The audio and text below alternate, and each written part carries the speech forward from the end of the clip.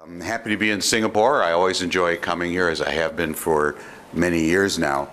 As you can see, my title is, What Can an Economist Possibly Have to Say About Climate Change? So to try to answer that question, or begin an answer, let me tell you a story.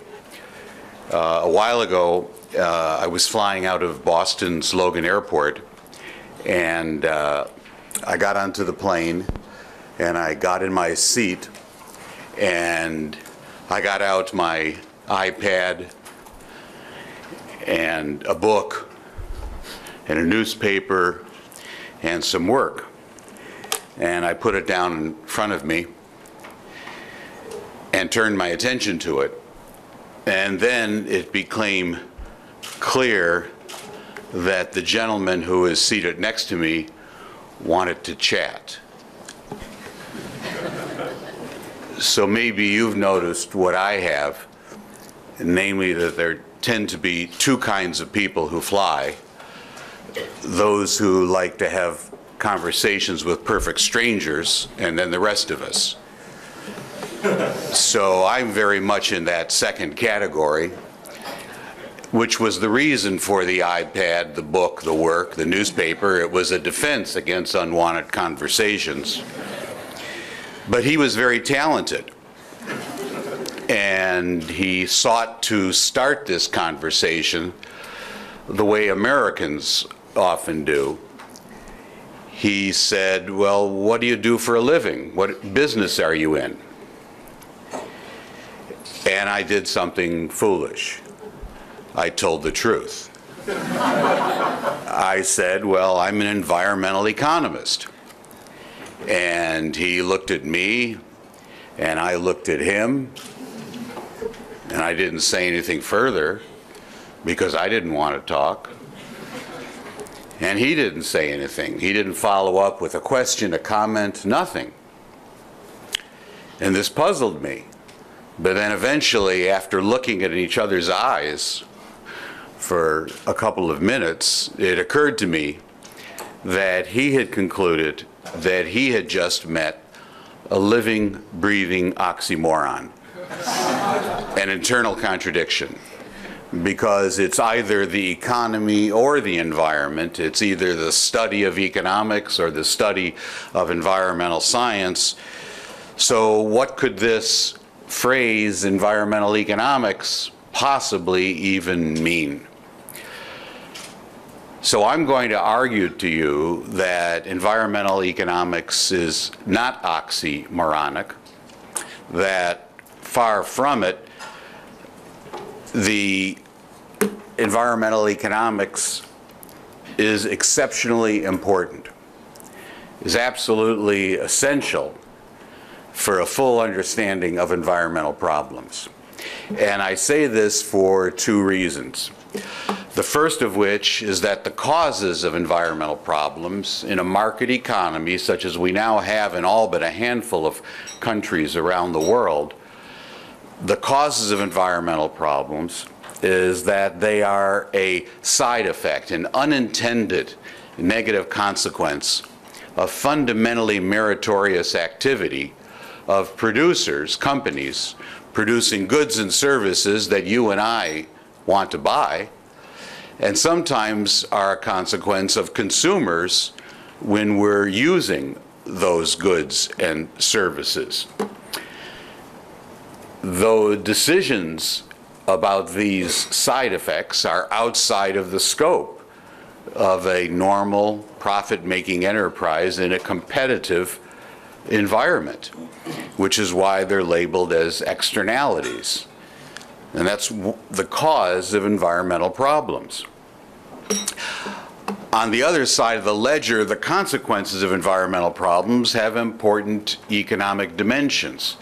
So surely if the causes are economic and the consequences have economic dimensions, then an economic perspective is going to be valuable, indeed essential, for a full understanding of environmental problems, and importantly, can therefore be very helpful for the design of solutions that will be effective by which I mean that the policies, the solutions will actually reduce emissions as opposed to simply demonizing the bad guys, giving bad press to some companies or some individuals.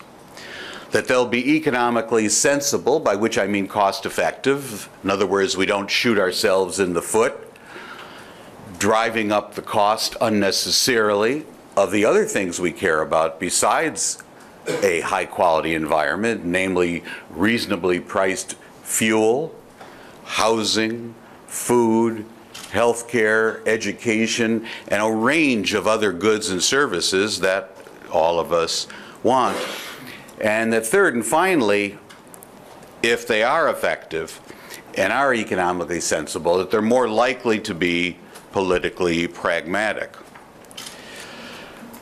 Now, this kind of economic thinking is particularly valuable when we're looking at the formulation of effective, sensible, and practical climate change policies.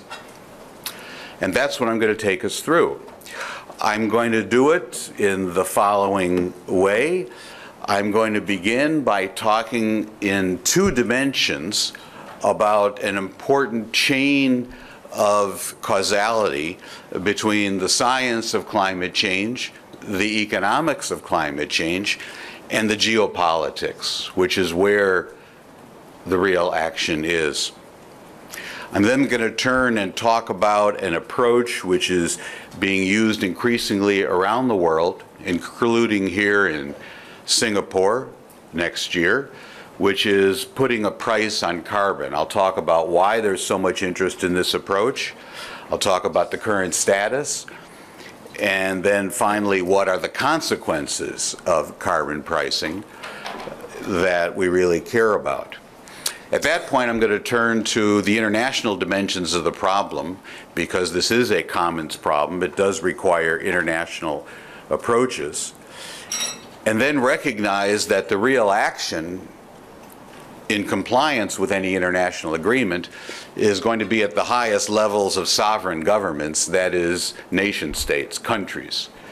And that will take me to my final topic to give you an update on climate change policy in this important new era that we've entered with the election of an unusual government in the United States, that of Mr. Trump. And I'll talk about that both in terms of its implications for domestic climate policy in the US, but more importantly for its implications for international climate change policy.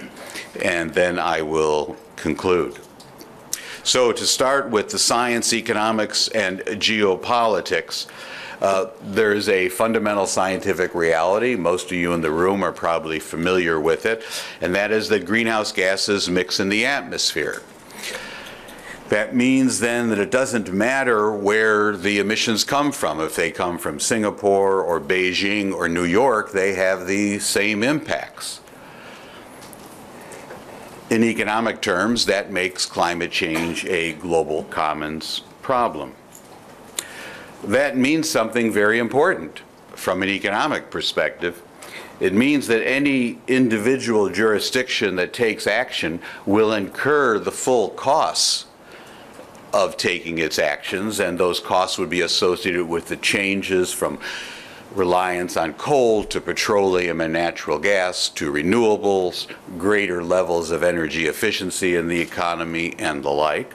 It'll incur those costs, but the benefits of that jurisdiction's actions are going to be spread globally. They're not going to be confined to the jurisdiction. It can't capture them. And therefore, for virtually any jurisdiction you can name, it will be the case that the climate benefits it reaps from its actions, the direct climate benefits it reaps, will be less than the costs that it incurs, despite the fact that globally the benefits of its actions might be greater, indeed much greater, than the costs of its actions. This is a feature of a global commons problem, and it creates a free rider issue namely that it is in the interest of every jurisdiction to not take action, but to sit back and benefit from the action of other governments, other jurisdictions. And that's why international, although not necessarily global, but certainly international, cooperation is essential in this realm, whereas it's not for other environmental problems, localized air pollution, water pollution, hazardous waste, solid waste. Many of those can be dealt with at the national level, indeed at the subnational level, at the city and town level even. But climate change requires international cooperation. Now, the other connection that I wanted to mention is in the temporal dimension as opposed to the spatial. And this also takes us from the science to the economics and policy. And that is the greenhouse gases accumulate in the atmosphere. Carbon dioxide has a half-life in the atmosphere on the order of 100 years. And the damages are a function of the stock, not of the flow. So we have, if you'll forgive me for a simple metaphor, we have a bathtub, that's the atmosphere, water's coming out of the faucet, and we have a very slow drain, so the level in the bathtub is constantly going up. That's the increased concentration of greenhouse gases in the atmosphere. And the damages are a function not of the flow, not of the rate of the water coming out of the faucet, but of the level of the tub. And the most severe consequences are going to be in the long term. So that means then that the benefits of taking action on climate policy now, those benefits are going to be off in the future. But the climate change policies and the attendant costs of mitigation, those are up front. They're incurred as soon as those actions are taken. This presents a remarkable political challenge. This combination of upfront costs and delayed benefits works against powerful incentives that exist in representative democracies around the world, where the political incentive of elected officials is, as we observe regularly, to give benefits to voters today and to place costs on future generations.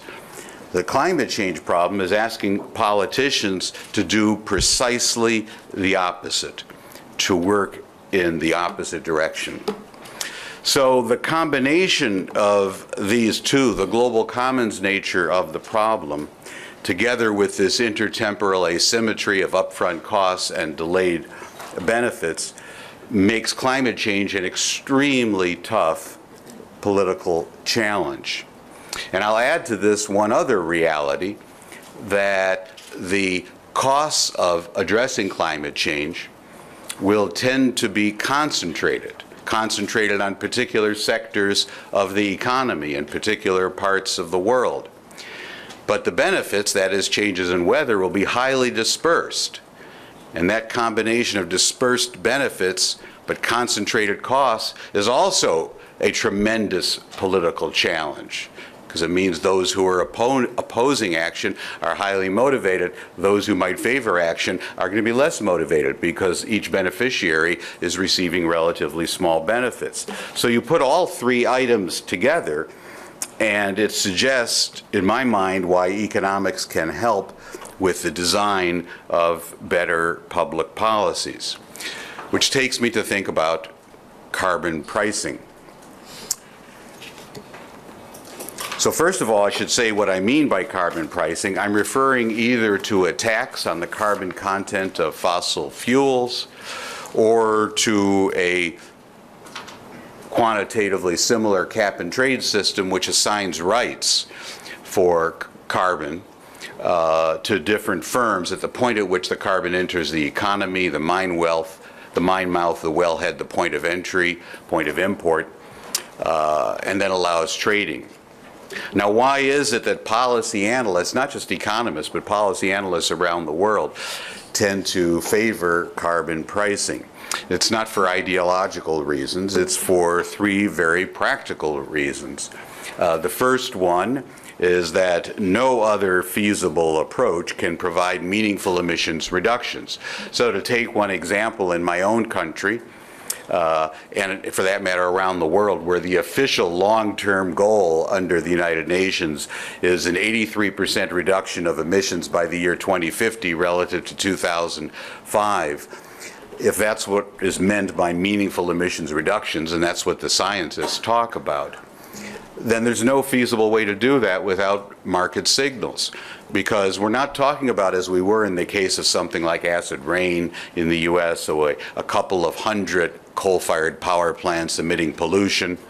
We're talking about every power plant, every industrial facility, every commercial facility, every residence, every motor vehicle, every lawnmower, every barbecue grill, on and on and on. We are talking about hundreds of millions of sources. And in terms of the actions that are taking, we're talking about billions of decision points on a daily basis. And to try to achieve those through performance standards or technology standards used for other environmental problems is ludicrous. The only way to meaningfully address those is sending signals through the market. And that's what markets do. Markets send signals about relative scarcity by the feature of relative prices. Secondly, beyond the sheer feasibility is the fact that this is the least costly approach, because abatement costs across different sources are highly heterogeneous. If you could think of a dry cleaning establishment compared to a coal-fired power plant, the marginal cost of abatement the ratio could be on the order of 10,000 to 1. So tremendous differences in marginal costs. The only way to achieve the least costly approach is that every source is at the same marginal cost. If they're not all controlling at the same marginal cost, we can lower the cost further by simply shifting a little bit of the burden from a high-cost controller to a low-cost controller. So a necessary condition mathematically for cost effectiveness, for minimizing cost for any target, is all sources being at the same marginal cost. That is what carbon pricing achieves. Through the signals it sends, it is in the interest of every firm, without colluding with each other, without talking, without even thinking about it, it's in their interest to control up to the point at which their marginal abatement cost is equal in one case to the tax, in the other case to the allowance price, and therefore they're all at the same marginal cost. So that's short-term cost effectiveness. And then third and finally is that this is the least costly approach in the long term, because for the kinds of emissions reductions that people talk about, a massive amount of technological change is going to be required. And I'm not just talking about diffusion of existing technologies, but invention and innovation of new technologies. And for that, what do firms respond to? They refer to price signals. Innovation, invention and innovation is a result of anticipated future markets. So again, carbon pricing is exceptionally important. So those are the reasons why there's so much focus on it. Now let's take a look at what the action has been. So we have heterogeneous climate policies. They're not all carbon pricing, but we have major cap and trade regimes in place and announced around the world. The largest right now is the European Union emissions trading system, launched in 2005. New Zealand has a trading scheme which is about to expand from having covered most of the economy to nearly all of the economy. There is a program called the U.S. Regional Greenhouse Gas Initiative in the Northeast United States. California has an exceptionally aggressive climate policy, and part of it is a cap and trade system. Quebec has a system, Ontario does. Korea launched a system in January a couple of years ago now. And most recently and importantly, China has announced that it is this year beginning this process of developing and eventually launching a CO2 cap and trade system, which if I had to guess a date of when it will be really launched, it would probably be 2020. That system will be larger than all the other systems. In fact, it will be larger than all the other systems combined, depending upon what scope in the economy it eventually covers. Originally, the Chinese had been talking about a system that covered nearly all of the economy. Then it was a discussion about a system that would cover electricity generation and large manufacturing, and now the focus is on electricity generation and a few particularly important sectors in manufacturing. There are a whole set of other countries that have put in place carbon and related energy taxes. Now you notice I haven't put down the dollar amounts for these, whereas I did for the allowance, the cap and trade system, and that's because it's very difficult in many cases to say what the real cost is, the real tax per dollar per unit of CO2, because of a lot of exemptions that are built in, and many of these are broader energy taxes. Most are at very low levels. My understanding is that Singapore's will be at $5 a ton of CO2. That's not atypical. Many are at the level of, I'd say, $5 to $15 per ton. The exceptions, however, are in Northern Europe. So in Finland, Norway, Sweden, Denmark, these are very substantial taxes, over $100 per ton of CO2. But many other jurisdictions in the world will not use carbon pricing at all. Rather, they'll try to use performance standards or technology standards of various kinds. Those will be less cost effective than carbon pricing. They'll probably be less effective, less feasible. They'll produce what an economist would picture as being muted or distorted price signals, but there will still be an implicit price on carbon, a shadow price on carbon. So let's take a look graphically at what's been going on. So I don't know if you can read this, on the horizontal axis,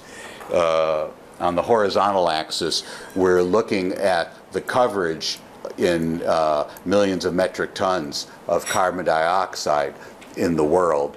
And then the heights are the carbon prices, whether it's an allowance price in a cap and trade system or the tax rate in a carbon tax system.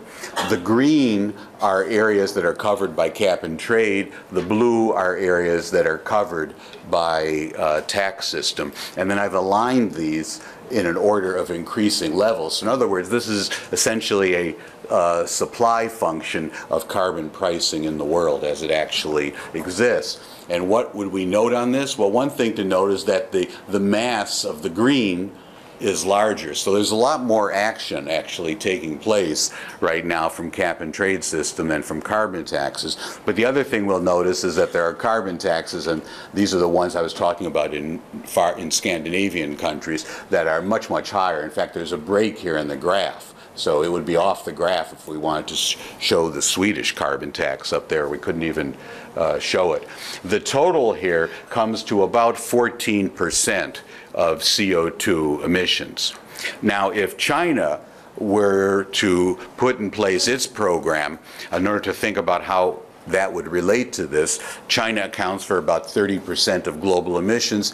If eventually its program covered half of its emissions, which has been discussed previously in the NDRC, the National Development and Reform Commission in China, then that would mean about 14 or 15% of global emissions. In other words, it would absolutely double this.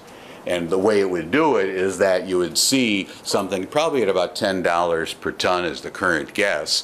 This green area would expand tremendously so that we would actually double the width of the overall graph. Now we can look at it with regards to time as well.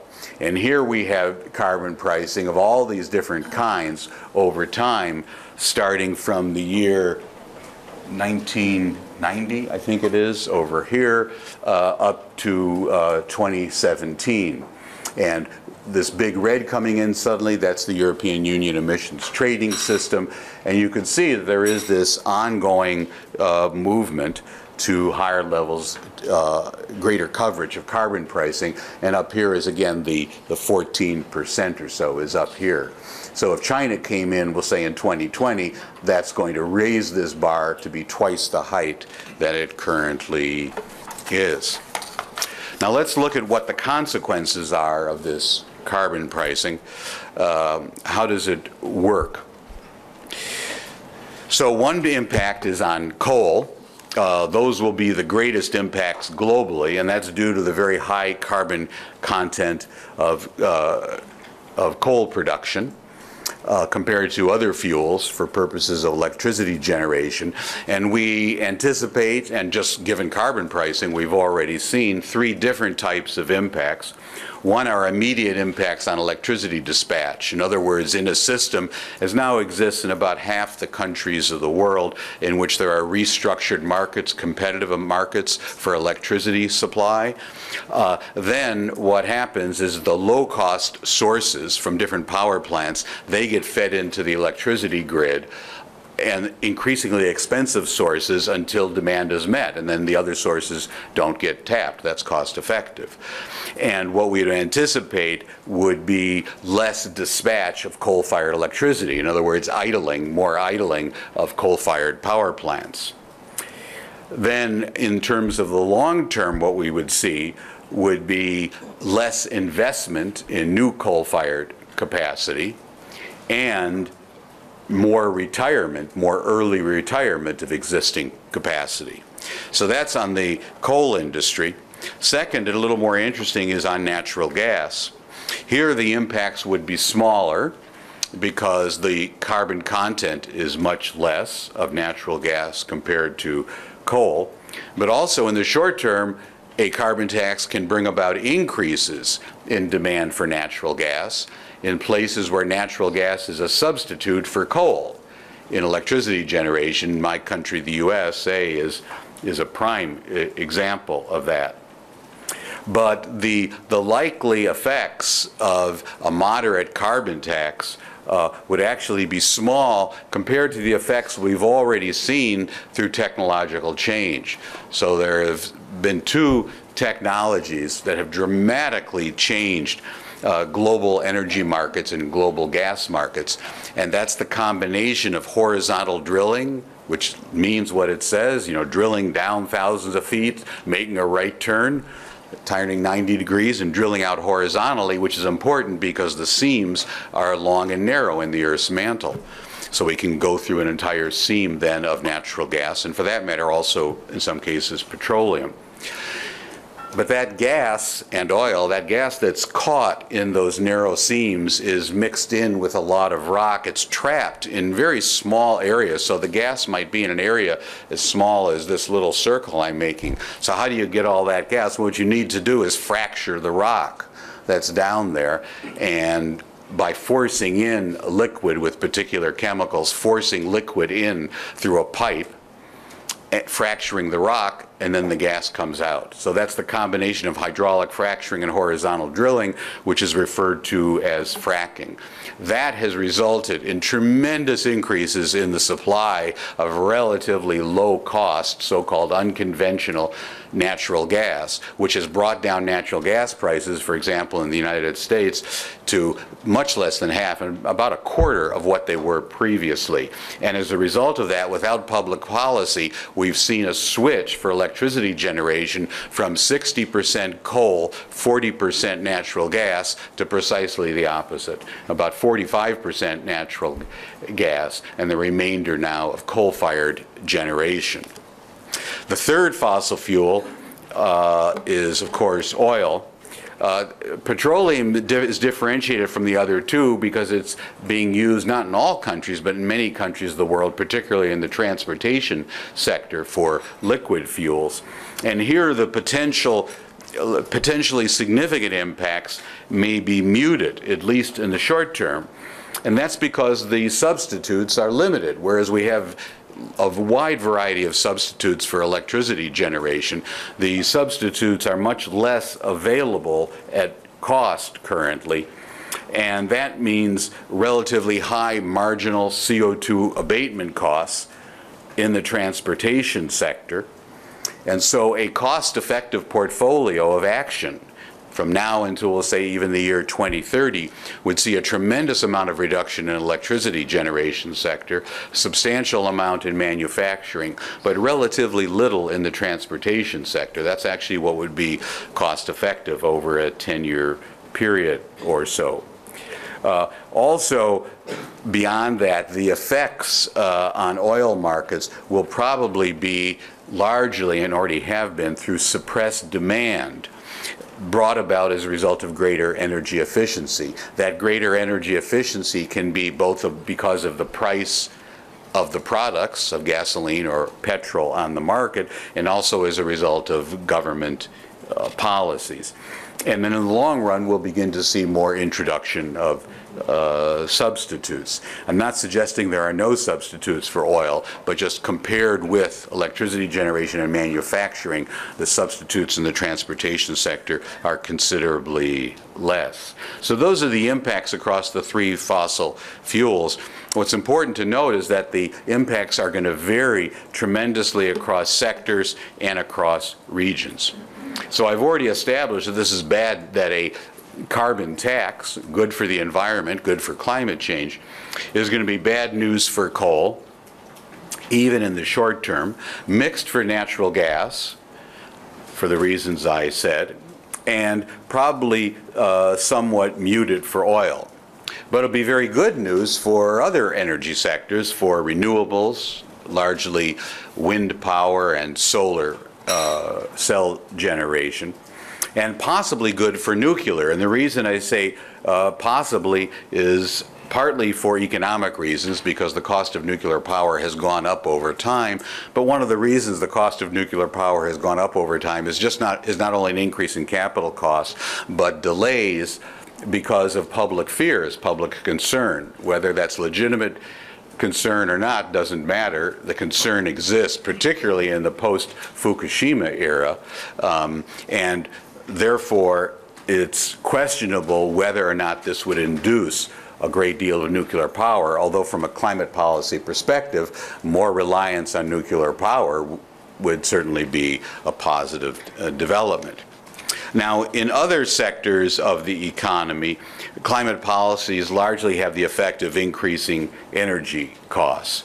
So without trying to go through every sector of the economy, I just came up with a simple rule of thumb. And that is, this is going to be bad news for sectors that use energy, i.e. all sectors. On the other hand, it can be good news for particular sectors, for producers of energy-consuming durable goods, such as commercial aircraft, Boeing Company, Airbus Incorporated. And the reason that when the price of jet fuel goes up, what happens? Well, airlines then buy new aircraft. They replace their older, less energy efficient aircraft with the newer era. In fact, the primary difference between each era of aircraft has been its energy efficiency. And the airlines don't buy the new aircraft, the newest Airbus or the newest Boeing aircraft, because now there are blue lights rather than white lights in the ceilings. They buy it because of the fact they're more energy efficient. And they're not more energy efficient because the engines are more efficient. They're slightly more efficient. It's because that they're made of lighter materials. The aircraft are much lighter. It's one of the reasons they got rid of the phones in airplanes, besides the fact people weren't using them. They weighed a lot. But the aircraft themselves are now made of composite materials rather than the reliance exclusively on metal. Very, very strong composite material. So that's made the aircraft more efficient. So it's good news, because as energy costs go up, as jet fuel prices go up, it means there's going to be a more rapid turnover of the capital stock of aircraft. Singapore Airlines is more likely to retire the older generation of airplanes sooner than it otherwise would have. It doesn't throw it away, it sells it, essentially a developing country airline somewhere, or a low-cost airline in the industrialized world will buy that aircraft and likely use it. But that also tells us that carbon pricing is particularly bad news for some of the consumers of those same energy-consuming durable goods. And here I use the example of Singapore Airlines, because in fact the highest operating costs of commercial airlines, the costs they're most sensitive to that changes and that they can't control, are not the labor costs. It's without a doubt the cost of jet fuel. Indeed, as the cost of jet fuel goes up and down with oil markets, that's what means that commercial airlines make a profit or a loss in any given year. So it will be particularly bad for some sectors. Now, I'll tell you what really proves this is that I've studied this in a number of countries, so I'll give the example of the US. If you look at the list of companies that lobby in favor of climate policy, and then you look at the list of companies that lobby against climate policy, they line up beautifully with the self-interest as described here. The producers of energy-consuming durable goods like the climate policy. So in the US, it was General Electric, it was Boeing, it was Caterpillar, manufacturer of construction equipment. The use of that equipment, the cost is very sensitive to the price of petrol and diesel. And then the opposition to climate policy came from the industries where they're very sensitive to these costs. They're using those energy-consuming durable goods.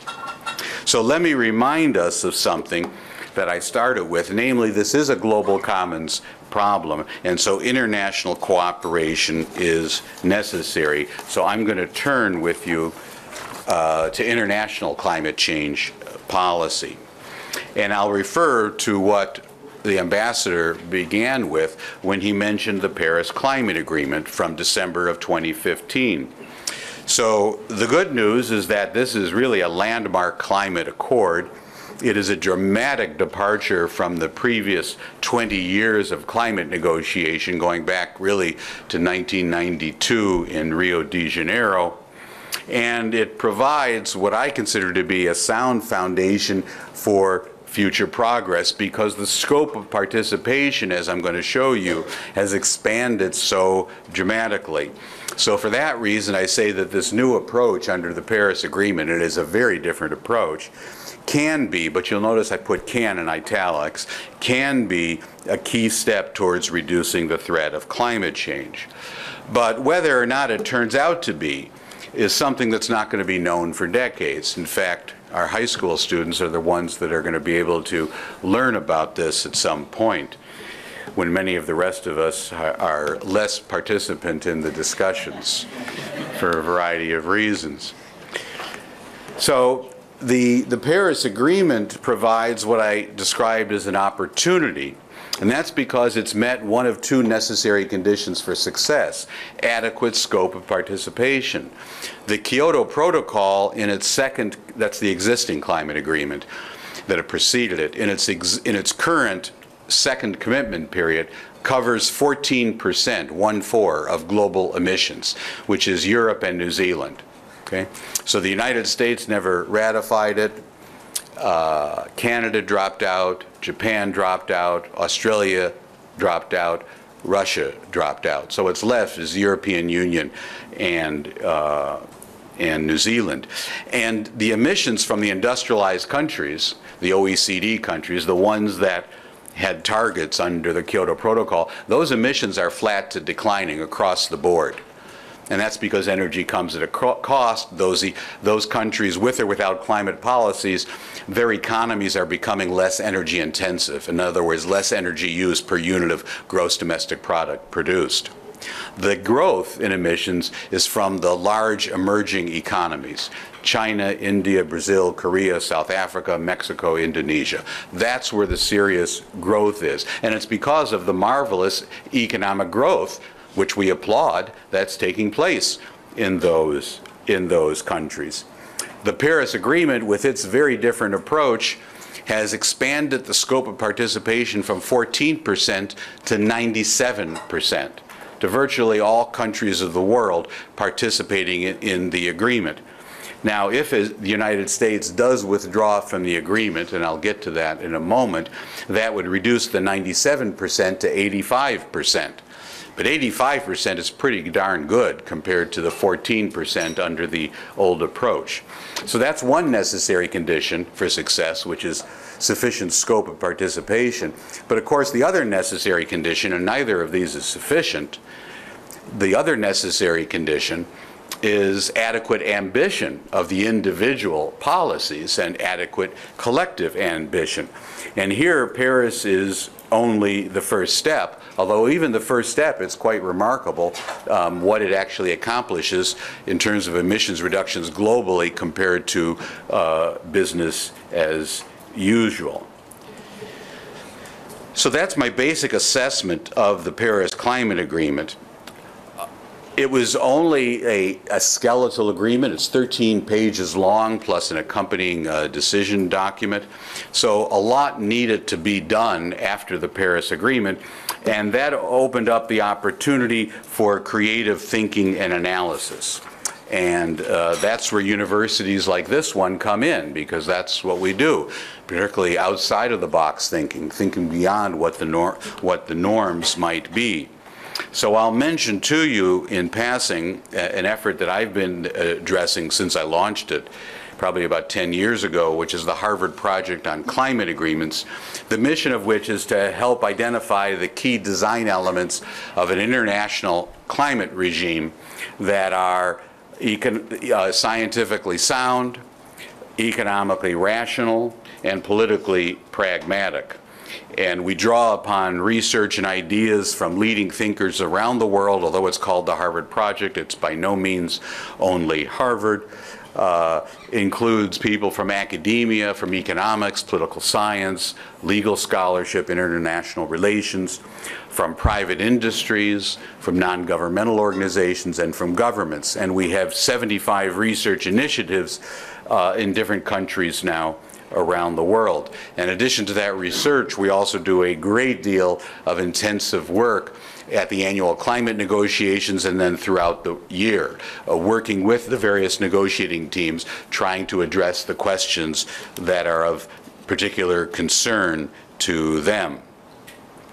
So following on the Paris Agreement, as an example of that, just one example of many I could give you, we held a workshop at Harvard in July last year and brought together the 20 best researchers working on the post-Paris design of all the details from a variety of countries, and looked at, I won't go through the list, looked at all of the key challenges that have to be faced now under the Paris Climate Agreement.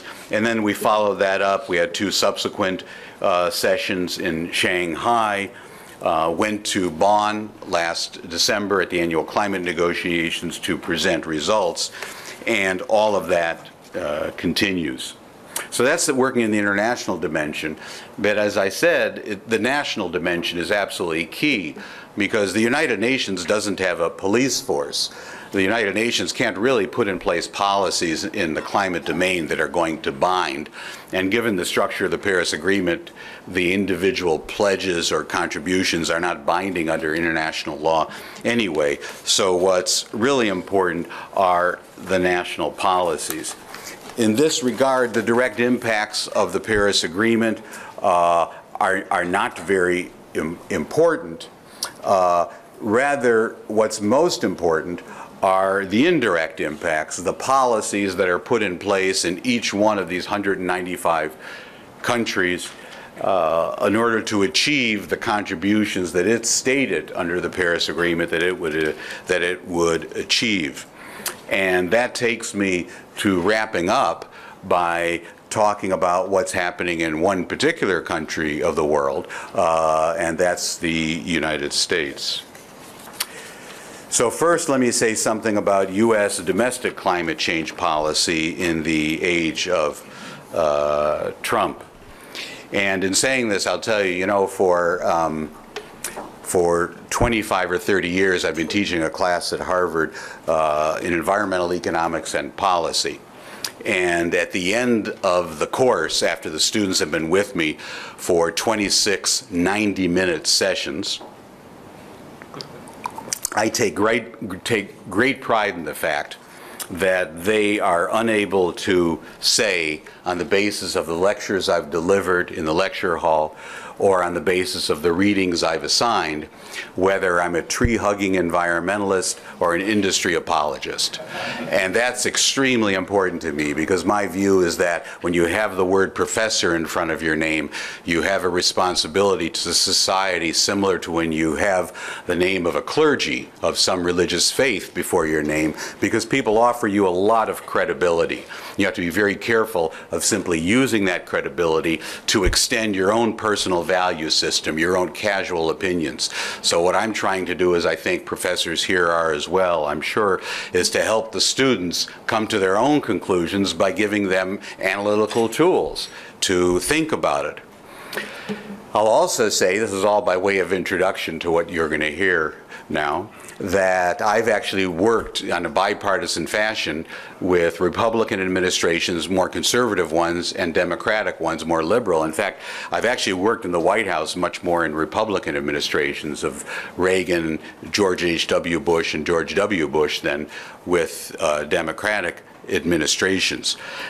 So I am going to, as I present to you and comment on U.S. domestic climate policy in the age of Trump, I'm going to struggle to retain a patina of political neutrality. So in December of 2013, the now president was quoted as saying that global warming is a total and very expensive hoax. And when he came into office, the administration has tried to live up to that view, that the administration, together with the Congress, which is of the same political party, is trying to roll back environmental regulations wherever possible, not just climate change, but there's a particular focus on climate change policy. This is the set of candidates for rollback. I don't think you're probably interested in all of these. I'll mention in brief. The first is the Clean Power Plan, which was a policy, a regulation put in place by the Obama administration for the electricity sector that would have had very significant effects, accelerating the shift from coal to natural gas and renewables. What else should I mention? Oh, there's a withdrawal. Economists in the previous administration had estimated what are the economic damages of climate change, and they called that the social cost of carbon. The administration has withdrawn those materials and has come up with a new estimate for the social cost, taking it from $45 per ton, that's of damages, to $3 to $6 per ton through two devices, focusing only on domestic damages, not global damages, and the other is changing the discount rate from a 3% discount rate, which is considered appropriate for this kind of net present value analysis, to a 7% discount rate. And there are other fossil fuel friendly policies. There is going to be a reduction, although it's still being hotly debated. It looks like in energy efficiency standards that affect motor vehicles, although now, because of lawsuits with California, the automobile companies are afraid they might have to produce two different kinds of cars for the domestic market, which they don't want to do because California and 17 other states want to stick with the old Obama era fuel efficiency standards. So the automobile companies may switch sides and say they'd like to stick with that or make a compromise of some kind. And then finally, it's possible that EPA will actually reassess the scientific finding that CO2 actually endangers public health and welfare, which is what triggered all the regulation. But, and this is a very important but, so that's the aspirational part. But it is non-trivial to change federal laws and regulations. So my view is that EPA Administrator Pruitt is going to make cuts at EPA with a scalpel rather than with an axe. In many cases, repealing a regulation in the U.S. requires essentially promulgating a new regulation to replace it. That's the new regulation repeals the old one. And these things have gone through comment periods where they had millions, literally, in this case, 3.5 million comments. So you have to show why either the science was wrong, the science has evolved, the models were wrong. There's a very rigorous process that's necessary to go through that checks precipitous actions. Also, many regulations are required by statutes, by laws that exist, and these laws have all sorts of constituencies in the Congress because they're in the interest sometimes of some local industry in some congressman's district. So it's very hard to change those laws. And then in addition to that, some federal laws and all subnational climate policies are going to remain and in fact be strengthened.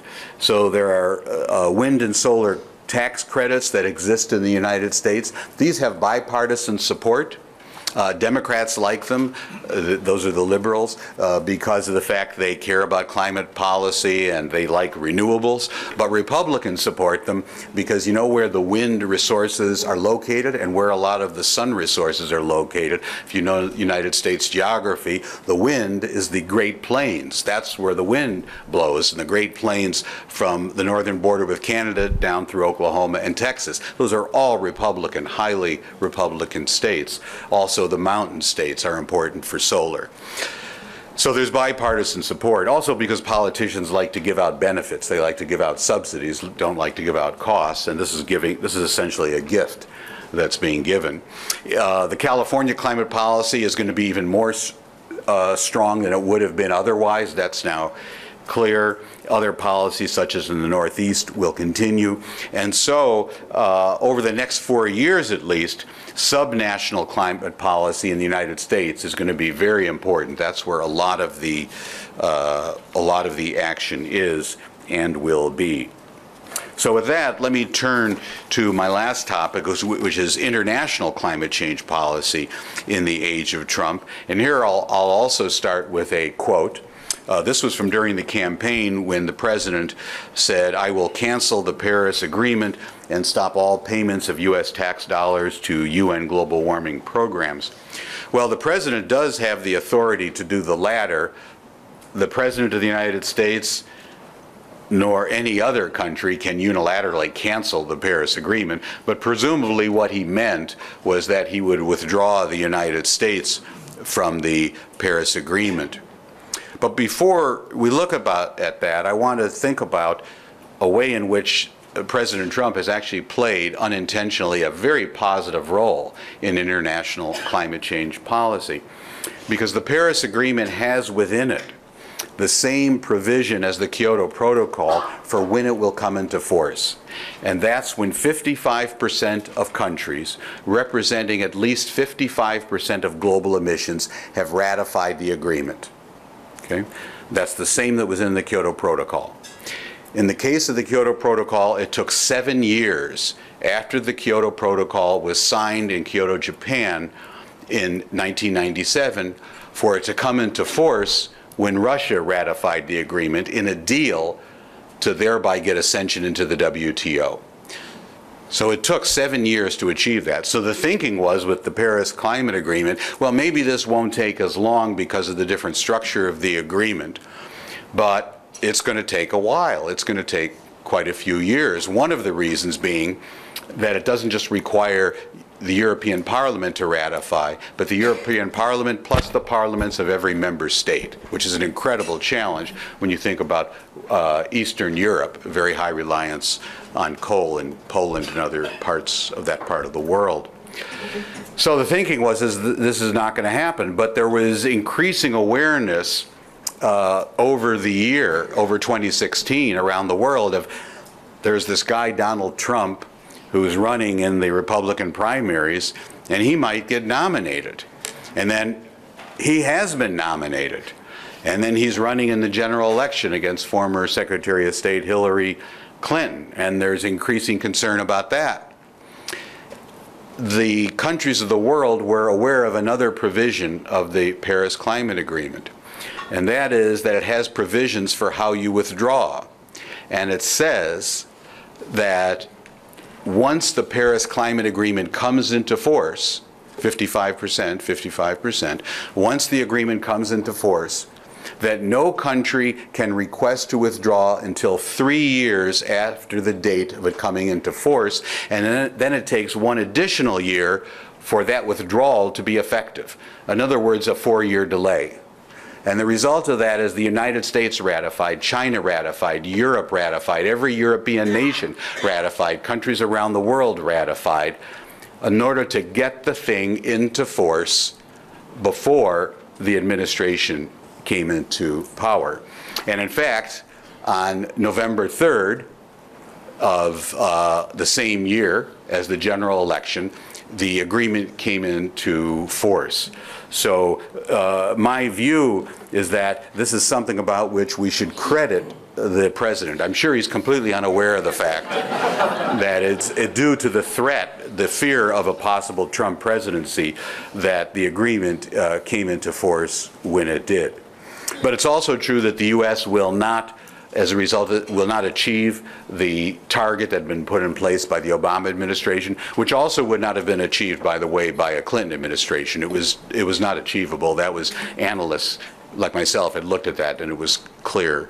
But here, the shortfall will be greater. It looks like instead of 26 to 28% CO2 reduction by 2025 relative to 2005, what the U.S. will achieve is about a 19% reduction. And that's because some climate policies will remain, but it's mainly because of low price of natural gas and the price of energy, and the economy becoming less energy intensive and less carbon intensive over time. Now, the U.S. had options with regards to the Paris Agreement itself. So it didn't have the option of canceling the agreement, but it did have the option of withdrawing. But as I mentioned, that involves a 4-year delay. The second option, which would require only a 1-year delay, is actually a much more serious action, and that would be to withdraw from the United Nations Framework Convention on Climate Change from 1992, which is sort of the umbrella agreement under which the Kyoto Protocol and the Paris Agreement both exist. And that requires only a 1-year delay. There isn't this long delay for that. However, that was signed into law by Republican President George H.W. Bush. It was ratified on a unanimous voice vote by the U.S. Senate, and so there may have been reticence, even from this administration, to do something like that. The third possibility, which many of us argued for, is if the president was sincere in his objection, namely that he said the Paris Agreement is unfair to the United States. Okay? Put aside the merits of that, the only way in which the agreement can be unfair to any country is in terms of the actual numerical targets that that country has taken on, which are purely voluntary. Those aren't in the agreement itself. Those are in these nationally determined contributions, which are completely separate to the agreement. That's the 26 to 28%. So the United States could unilaterally change it. It could have changed it to 19%, which is the business as usual, and thereby said, yeah, we're going to stick with the international community. We think it's sensible to do that, but we're protecting the U.S. economy. But there was no interest in doing that because this was not about climate change. This was fundamentally about pleasing the political base of the president. And he wanted to make a strong negative statement about the Paris Agreement, as he wanted to make a strong negative statement about TPP, as he wanted to make strong negative statements about all sorts of multilateral trade deals. So it wasn't really about the policy outcome. It was about the very announcement itself, which is what the administration and the leader seem to be concerned with. So the decision, which was announced on June 1st of last year, was to withdraw from the Paris Agreement. And again, I don't know, I doubt if the president recognizes this, but again, it won't be effective until November 3rd of 2020, which is 1 day after the next presidential election. In the meantime, the U.S. continues to be a party to the Paris Agreement.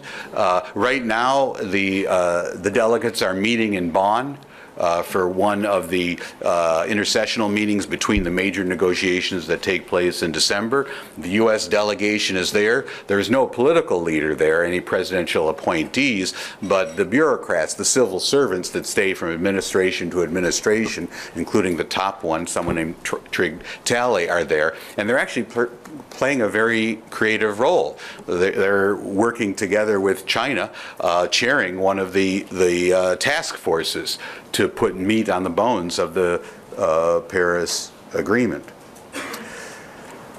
So I didn't think that the withdrawal was not important in terms of domestic U.S. action, because that has to do with what we looked at in a previous slide, what you do with domestic U.S. policies, right? The importance of withdrawing from the Paris Agreement, and what my fear was, is that that could have a negative effect on the positions of other countries, and that we might see other countries beginning to retrench. Now, there was no danger whatsoever that the European Union would step back. For the European Union, for reasons only they understand, are extremely ambitious on climate change policy, even when it's not in their interest to do so. They're very ambitious. They're going to stay out front. The concern was that the large emerging economies, again, China, India, Brazil, etc., might begin to retrench. But what we've seen is that China is very happy to shift from co-leadership with the United States to sole leadership, which is what has happened. And India, in contrast to what many of us thought might happen from Mr. Modi and his government, made it clear that they were sticking by the contribution that they had previously announced. So too for Brazil, another of the very important countries in this, because of the high regard in which they're held by many other developing countries. So that's turned out to be very good news compared to what at least some of us feared.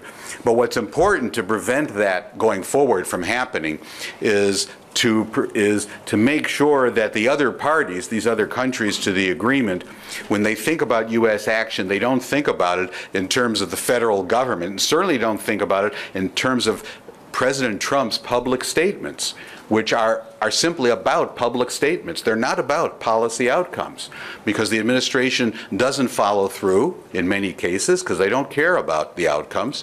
And in other cases, they follow through in a rather inept way, and they've gotten challenged in the courts, which has stopped them.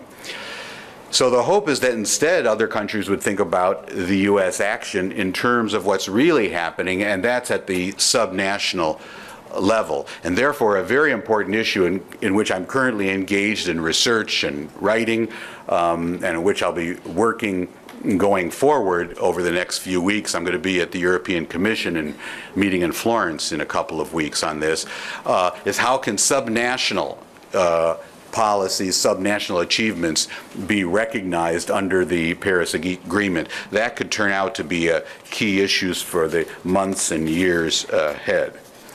So to conclude, the economics of climate change policies are likely to exceed the economic impacts of unabated climate change in the short term. And in the case of climate change, when we talk about short term, we can mean 15 to 20 years even.